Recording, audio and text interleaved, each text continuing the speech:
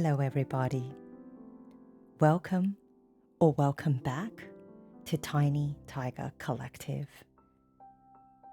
This week, I wanted to bring a more reflective, gentle moment and spend some time drawing in my daily toddler journal, a wonderful experience that I have coming up with my family. By the time this video comes out, we would have already returned from our long weekend getaway.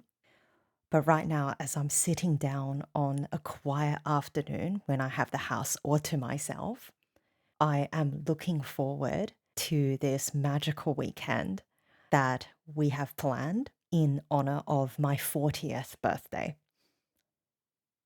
I am so grateful this week. Some of you might know a few weeks ago, arrtx sent me a set of 60 acrylic markers for me to try out.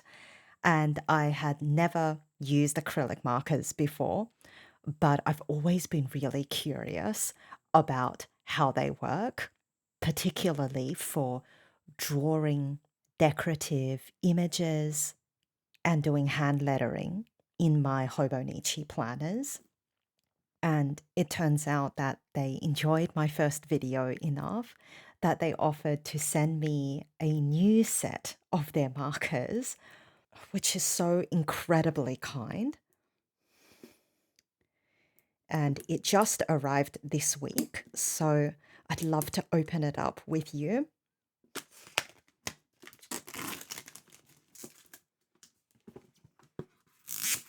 The first thing that I'm noticing is just how much larger this box is compared to the 60 marker set that they sent me last time.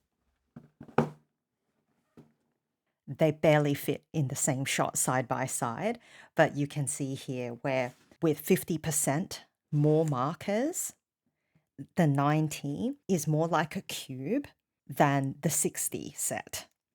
Yet it's surprisingly compact for having 30 more markers.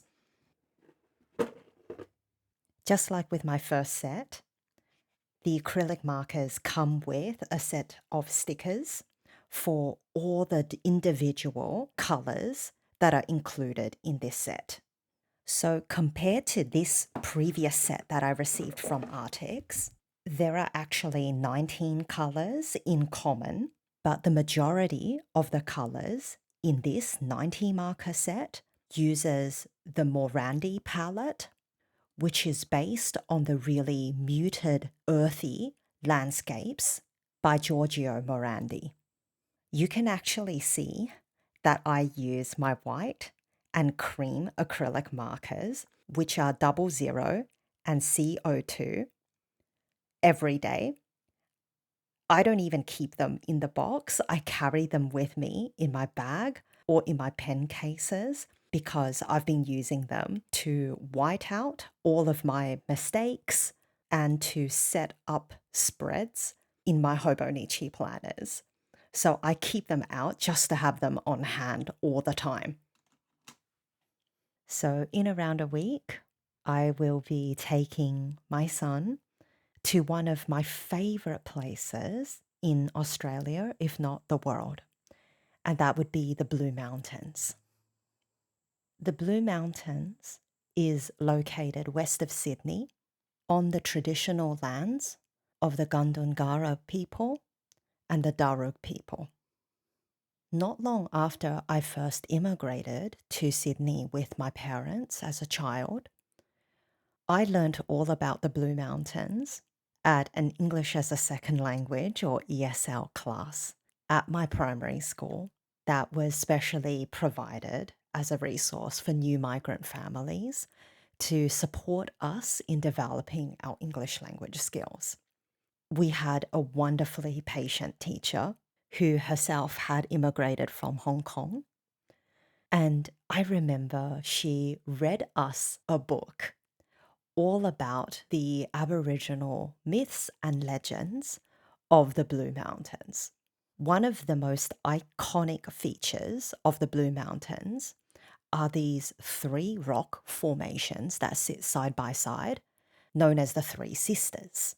In this children's book that our teacher read aloud to us, it shared the myth of how these three sisters were supposedly Aboriginal girls from a tribe who fell in love with three brothers from a neighboring tribe.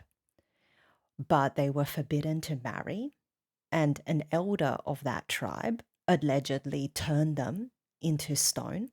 But in the ensuing battles, the elder died and was never able to turn the three sisters back into their human form.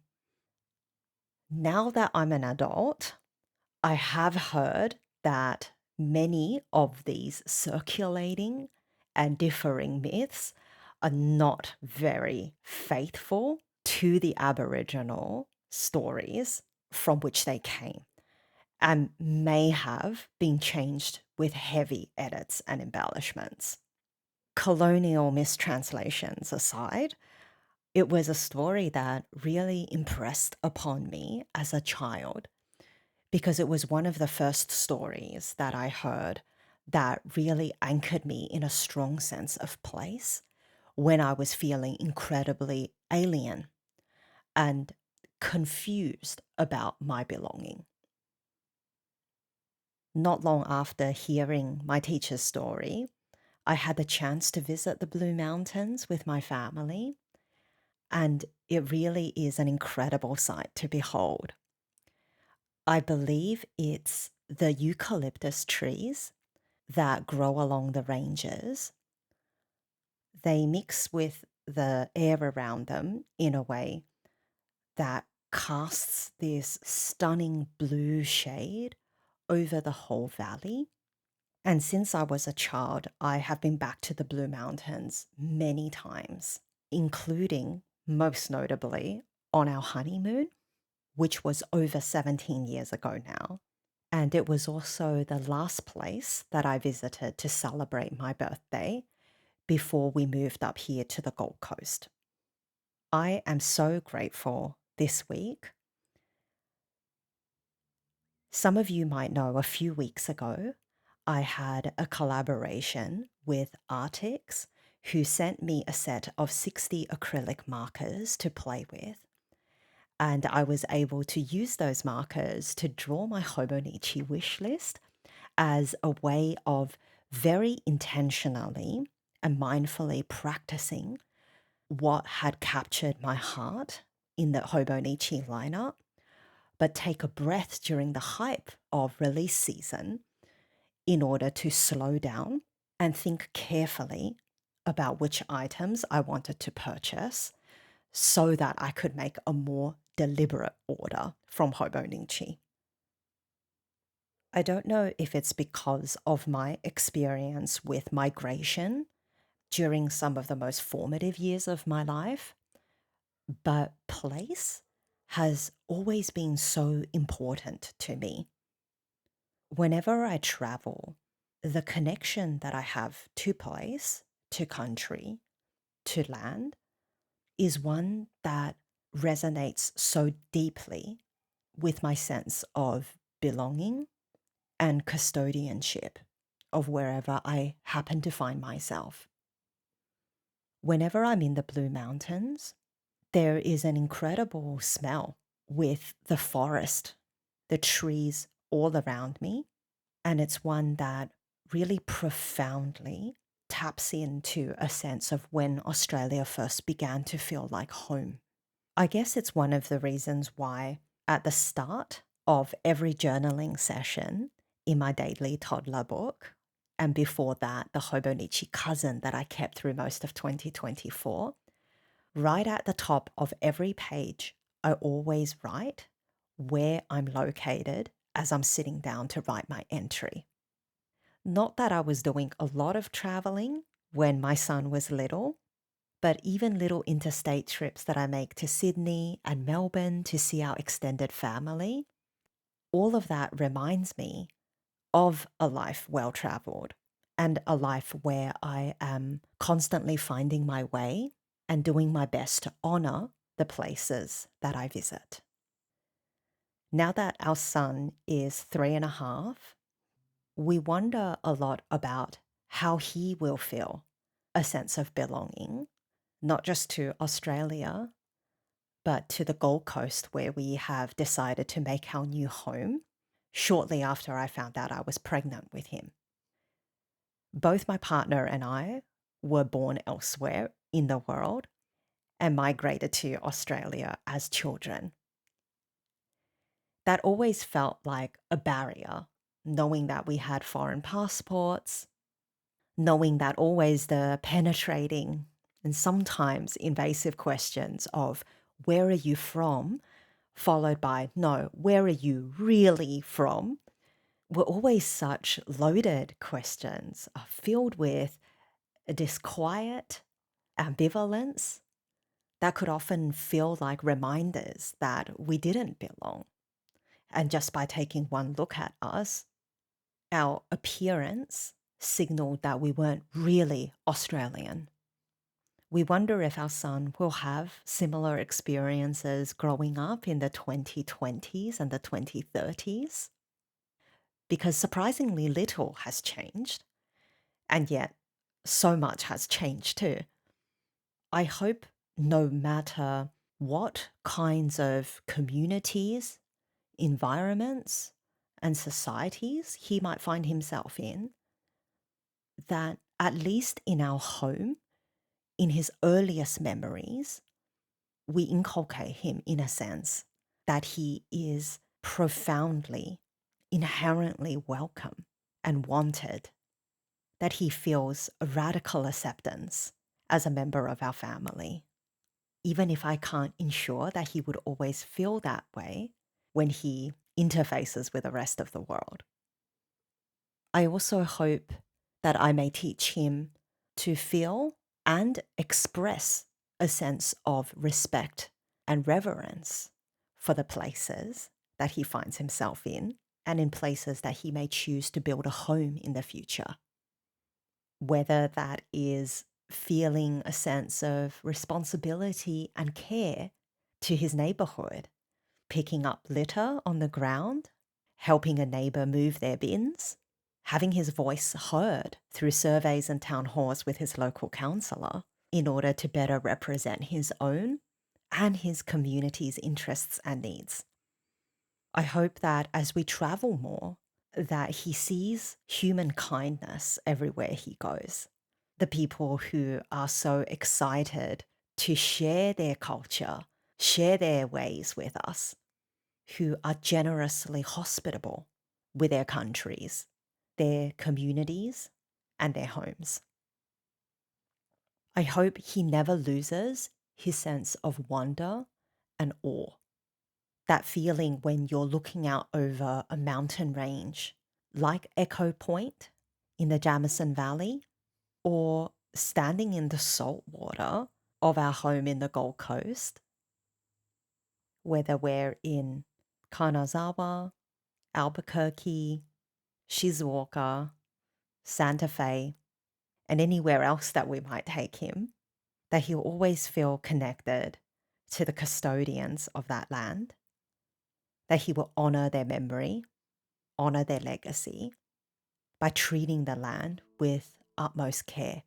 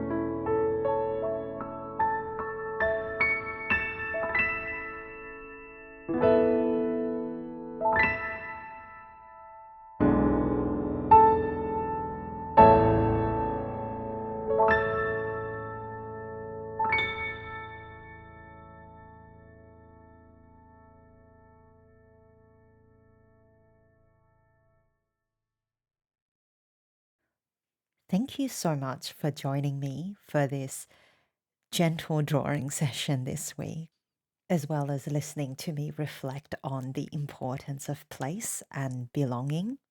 I would love to hear what your relationship is to place and country.